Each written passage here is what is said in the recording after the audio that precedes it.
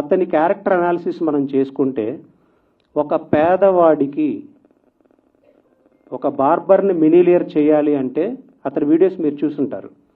ఎంత background verify చేసుకుంటాడండి? వాళ్ళ టీంని పంపించి అతని ఫినాన్షియల్గా అతను ఏంటి, నిజంగా పేదవాడా కాదా, ఇన్ని వెరిఫికేషన్స్ చేసుకుంటాడు. ఎస్, చూశానండి. ఏ ఊరండి? బార్బర్ని మిలీనియర్ చేసే వీడియో మీరు చూసారా?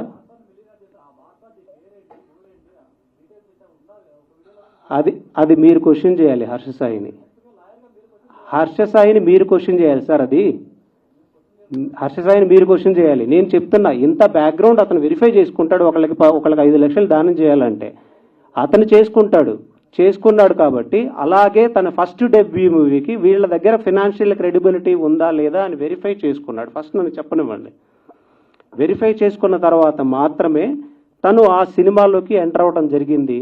అండ్ నాకు అకామిడేషన్ ప్రొవైడ్ చేయండి అనేది జరిగింది. ఆ అకామిడేషన్ ప్రొవైడ్ చేసే టైంలో ఈ నార్సింగిలోని ఒక విల్లాలో వీళ్ళు అకామిడేషన్ ప్రొవైడ్ చేశారు.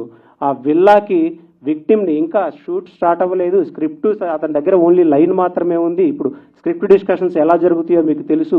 సో విక్టిమ్ని రమ్మని చెప్పడం, అక్కడికి వచ్చిన తర్వాత విక్టిమ్తో పాటు అతను ఆల్కహాల్ కానీ ఇలాంటి డ్రింక్స్ అన్కాన్షియస్ స్టేజ్లోకి తీసుకొని డ్రింక్స్ ఇవ్వడం, తర్వాత తను కొన్ని మన నోటితో చెప్పలేనటువంటి అంటే కొన్ని నగ్న చిత్రాలు తన అన్కాన్షియస్ స్టేజ్లో తీసి తన కెమెరాలో బంధించడం, తన కెమెరాలో ఉంచడం, ఆ తర్వాత తన మీద లైంగిక దాడి ఇలాంటివి చేయడం, తర్వాత అవి చూపిస్తూ బ్లాక్మెయిల్ చేయడం.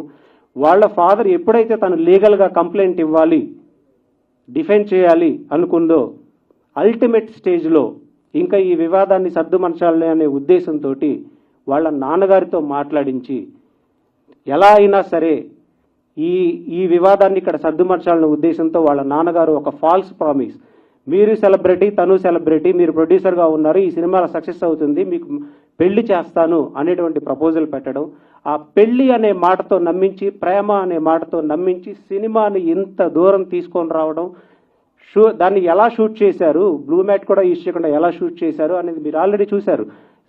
ట్రీజర్ ఎంత గ్రాండ్గా రిలీజ్ అయిందో కూడా మీరు చూశారు. ఇప్పుడు ప్రొడ్యూసర్ రైట్స్ ఎవరి దగ్గర ఉంటాయండి? స్టోరీకి సంబంధించినవి రైట్స్ అన్ని ఎవరి దగ్గర ఉంటాయి? ప్రొడ్యూసర్ దగ్గర ఉన్నాయి. ఆ సినిమాకి అది రిలీజ్ అయితే 10 మిలియన్ వ్యూస్ వరకు, 12 మిలియన్ వ్యూస్ వరకు వెళ్ళటం మనం చూసాం ఆల్రెడీ. నెట్ఫ్లిక్స్ కూడా వీళ్ళని అప్రోచ్ అయినట్టు మనకు తెలుస్తుంది. ఈ సినిమా 100 కోట్లు వెళ్తుంది, 200 కోట్లు వెళ్తుంది అని అతను చెప్పిన ఆడియోస్ని పోలీసు వారికి సబ్మిట్ చేయడం కూడా జరిగింది.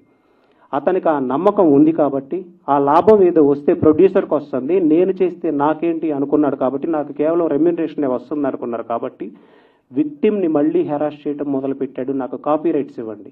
ఈ సినిమాలో తన ఒక్కళ్ళదే ఇన్వెస్ట్మెంట్ కాదు, ఇంకా ఇన్వెస్టర్స్ కూడా ఉన్నారు. ఇప్పుడు బాలాగారు ఉన్నారు, ఇంకా ఒక సినిమాకి బిహైండ్ చాలా మంది ఉంటారు వర్క్ చేసేవాళ్ళు. తన ఓన్ డెసిషన్ కాదు. ఇప్పుడు ఆ కాపీ రైట్స్ కోసం మళ్ళీ తను బ్లాక్మెయిల్ చేయటం, సొసైటీలో కొంతమంది సెలబ్రిటీస్ని ఈ సంవత్సర కాలంలో ఏ ఇంటిమెసీ లేకుండా, ఎలాంటి ఇది లేకుండా, తనకు అనుకూలంగా తను ఏ క్రైమ్ అయితే చేశాడో తనకు కావలసినట్టుగా తినని డిఫేమ్ చేయడం కోసం, విక్టిమ్ని డిఫేమ్ చేయడం కోసం కొన్ని ఫ్యాబ్రికేటెడ్, కొన్ని ఎడిటెడ్, కొన్ని స్క్రిప్టెడ్ ఆడియో